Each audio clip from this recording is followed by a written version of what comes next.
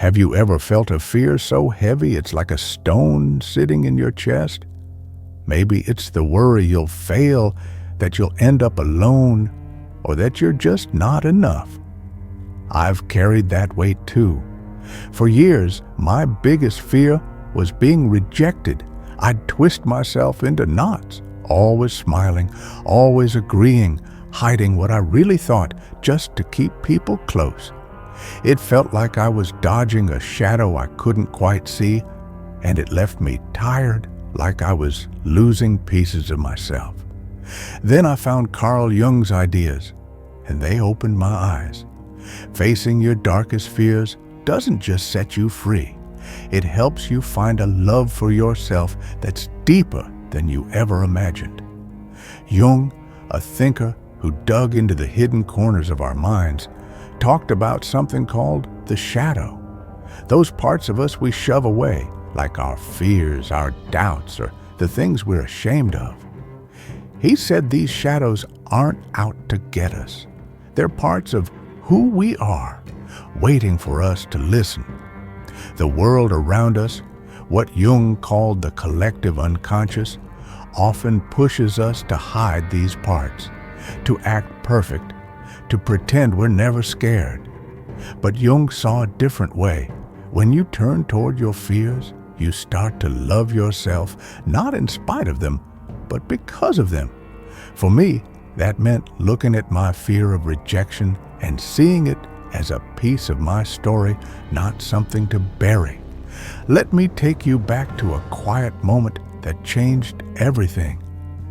I was sitting in a coffee shop, my journal open, staring at a blank page. I wanted to apply for a job I dreamed of, but fear stopped me cold. What if I mess up? What if they laugh at me? My pen wouldn't move, and that familiar knot tightened in my stomach. Instead of closing the notebook like usual, I started writing about the fear itself. What was it saying? Why was it so loud? It was messy, raw, but something softened inside me. I saw that my fear wasn't a flaw. It was a guide, pointing me toward what I cared about. Jung's ideas showed me this isn't just my story, it's something we all carry. Think of Neo in the Matrix, standing at the edge of a world he didn't fully understand, scared to leap into the unknown. We're all a bit like Neo, aren't we? Our fears feel like giants, so we run or hide.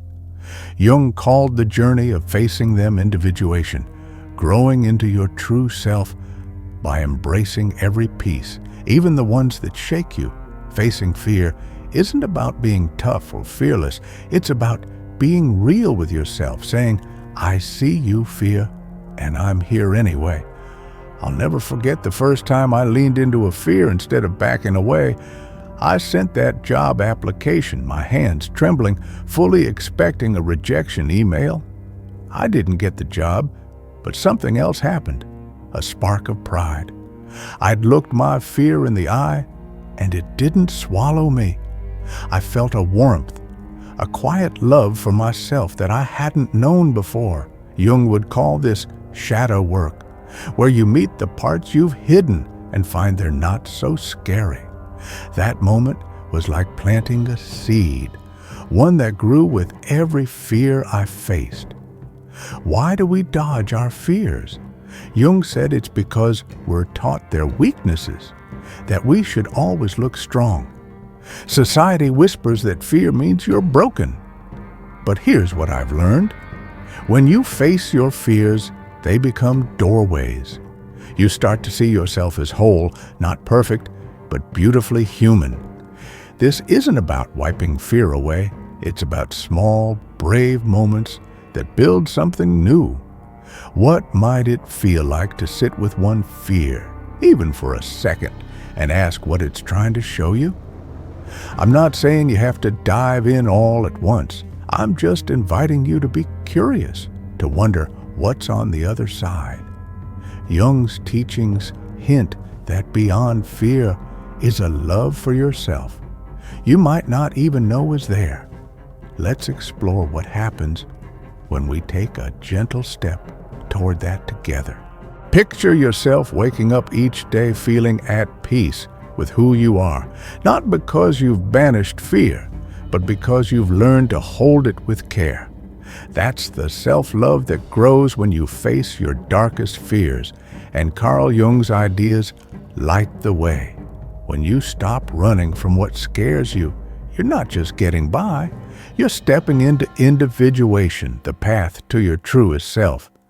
It's like opening a forgotten box and finding treasures that were yours all along. Let's talk about what this self-love feels like. First, you start to embrace your shadow. Jung saw the shadow as the fears and doubts we've tucked away. Maybe it's the worry you'll be judged or the shame of a past mistake. For me, it was the fear of not being enough. I'd shy away from risks, thinking failure would prove I was worthless. When I began facing that fear, I turned to my journal asking, why does this feel so heavy? What's it protecting me from? The answers were tough. I was scared of being invisible, but writing them was like meeting a part of myself I'd ignored. Jung said, embracing your shadow makes you whole. And I felt that, a tenderness for myself, a love that didn't need me to be flawless. Then there's something Jung called synchronicity, those moments when life seems to line up just right. He believed when you live true to yourself, the world responds. Think of Santiago in The Alchemist, finding signs that guided him once he followed his heart. When I faced my fear of rejection and sent that job application, I didn't get the job, but I met someone at the interview who became a mentor. Later, when I shared my fears in a blog post, I found readers who connected with my honesty. These weren't just lucky breaks, they were synchronicity. Facing your fears makes room for what's meant for you, people, opportunities, moments that feel like home. This journey also grows a quiet strength.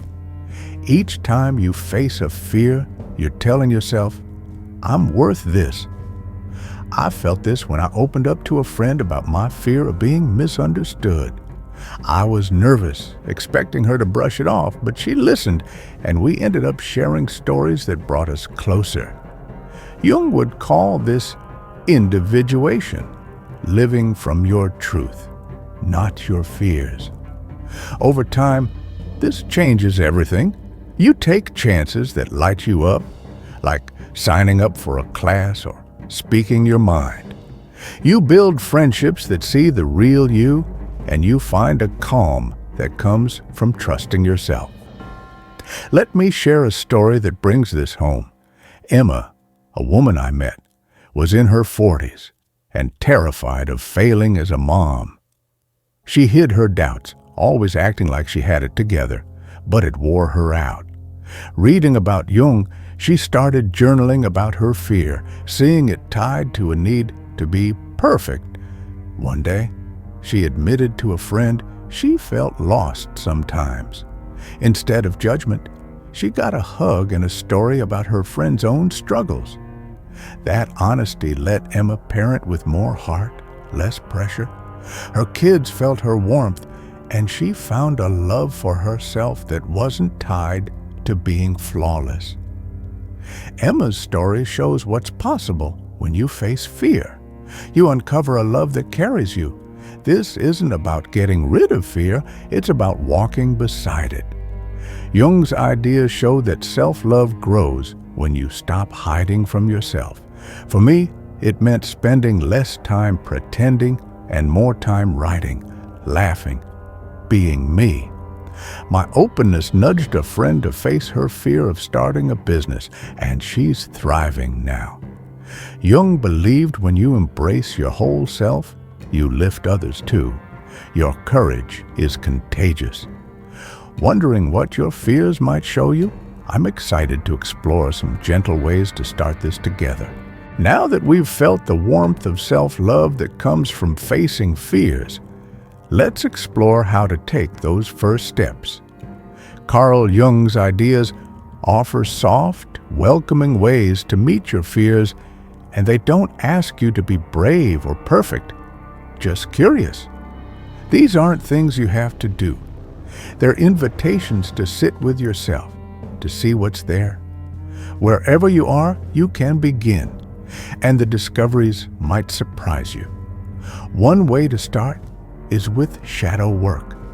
Jung saw the shadow as the fears and feelings we've tucked away, like the worry you'll fail or the sting of not being loved.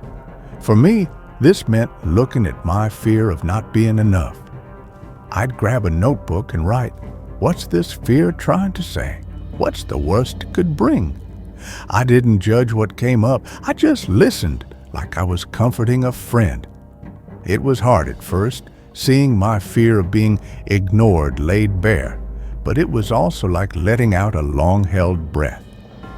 Want to try? Take 10 minutes to write about a fear that feels heavy. Ask what it's protecting or teaching you. Jung said, this helps you see your shadow as part of you, and it can spark a gentle love for yourself. Another step is noticing your fear when it shows up. Jung's Individuation is about living true to you, even when fear tugs at you. I started pausing when I felt that twist in my gut, like when I hesitated to share my writing, scared no one would care. I'd take a breath and ask, what feels honest right now?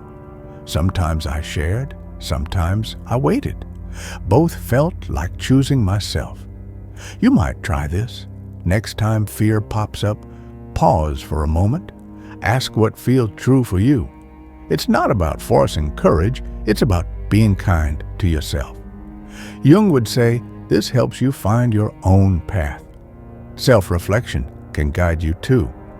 Jung believed our unconscious speaks in quiet moments or dreams.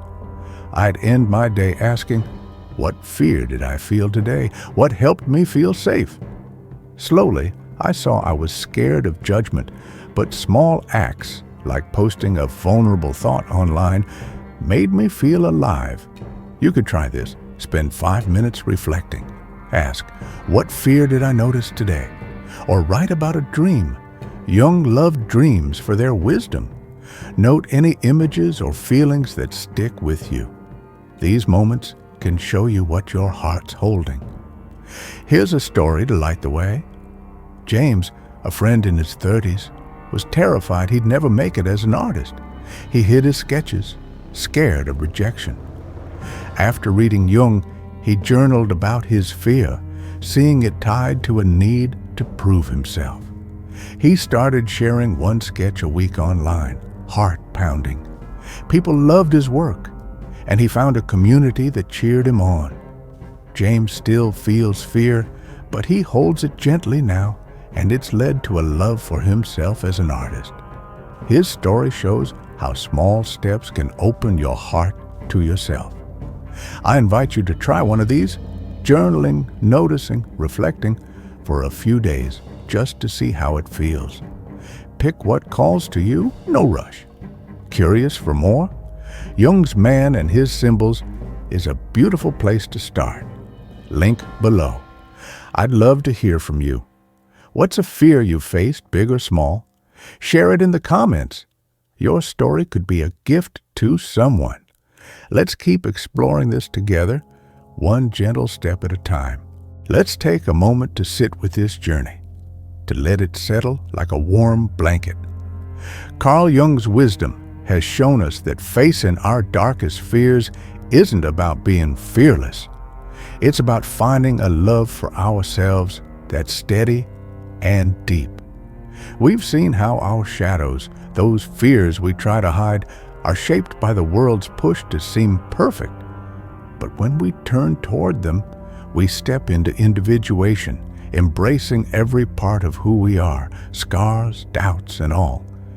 The gentle practices we've explored, journaling, noticing fear, reflecting, are like soft lights, guiding us to a self-love that holds us through life's storms.